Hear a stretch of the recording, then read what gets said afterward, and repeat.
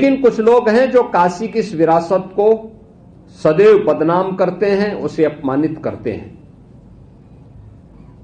मुझे याद है जब काशी विश्वनाथ धाम का निर्माण हो रहा था, तब भी कुछ लोगों ने साजिशें रची थी और लगातार वे साजिश रचते रहे। 2019 में काम जब प्रारंभ हुआ तब से लेकर के और 2023 तक लगातार 2021 तक लगातार उनके द्वारा साजिशें होती रही, लगातार साजिशें होती रही। यानी उन्होंने वह भी कृत्य किए थे कि किसी वर्कशॉप में जहां मूर्तियां बनती हैं, वहां टूटे हुए मूर्ति के अवशेषों को ला करके एक जगह इकट्ठा करके फिर सोशल मीडिया प्लेटफॉर्म के माध्यम से इसको वायरल करके बदनाम करने का काम हुआ था। याद करिए, काशी विश्वनाथ धाम बनने के बाद यह कहना कि मंदिर तोड़े गए सरासर गलत है। इससे ज्यादा सफेद झूठ कोई नहीं हो सकता। उन मंदिरों का पुनरुद्धार हुआ है, नए सिरे से वे मंदिर वहां पर उसी रूप में खड़े हैं। हां, पहले जीर्ण शीर्ण हालत में थे, आज उसको उसी स्थल पर उन मंदिरों को पुनरुद्धार करने का काम किया था। काशी में आप याद करिए, 100 वर्ष पहले माता अन्नपूर्णा की मूर्ति यहां से चोरी करके यूरोप पहुंचा दी गई थी। प्रधानमंत्री जी के प्रयास से वो मूर्ति वापस काशी में वापस आई है और बाबा विश्वनाथ धाम में उसकी स्थापना हुई। आखिर ये प्रयास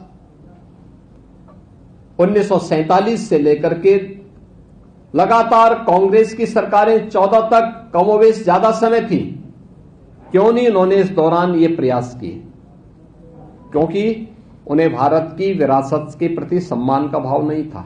वैसे ही सम्मान का भाव नहीं था, वैसे ही उनको इन सब कार्यों से एक प्रकार से इस विरासत के प्रति सम्मान से उन्हें परहेज था।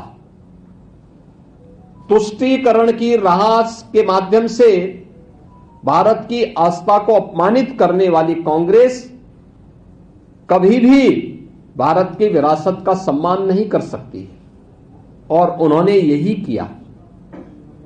वे लगातार अपमानित करते थे। उन्होंने कोई प्रयास नहीं किया माता अन्नपूर्णा की मूर्ति को वापस लाने का, कभी नहीं प्रयास किया। हां, जब 12 ज्योतिर्लिंग में प्रथम ज्योतिर्लिंग भगवान सोमनाथ के मंदिर के पुनरुद्धार के कार्यक्रम को लौह पुरुष सरदार वल्लभ भाई पटेल ने आगे बढ़ाने का संकल्प लिया था, तत्कालीन कांग्रेस प्रमुख के रूप में,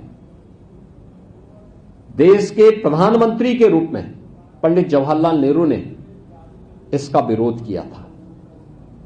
उन्होंने देश के राष्ट्रपति को भी इस समारोह में, प्राण प्रतिष्ठा समारोह में जाने से रोकने के लिए पत्र लिखा था। यानी भारत के विरासत का अपमान कांग्रेस कर रही है, यह उसका उदाहरण है। कांग्रेस ने हमेशा यह कार्य किया, क्योंकि उच्चतम न्यायालय में कांग्रेस नेतृत्व की यूपीए की गवर्नमेंट ने सुप्रीम कोर्ट में तक एफिडेविट दाखिल किया था। उन्होंने राम की विरासत के प्रति, कृष्ण की विरासत के प्रति किस प्रकार की टिप्पणी और किस प्रकार के एफिडेविट सुप्रीम कोर्ट में दाखिल किए थे, यह भी किसी से छुपा हुआ नहीं है। काशी विश्वनाथ धाम, यह काशी को एक नई वैश्विक पहचान दिलाने और इसके माध्यम से आने वाले श्रद्धालुओं को सुविधा प्राप्त हो सके, यह तो हुआ ही, लेकिन कृतज्ञता ज्ञापित करने का भी एक माध्यम बना। याद करिए, औरंगजेब के द्वारा तोड़े गए बाबा विश्वनाथ मंदिर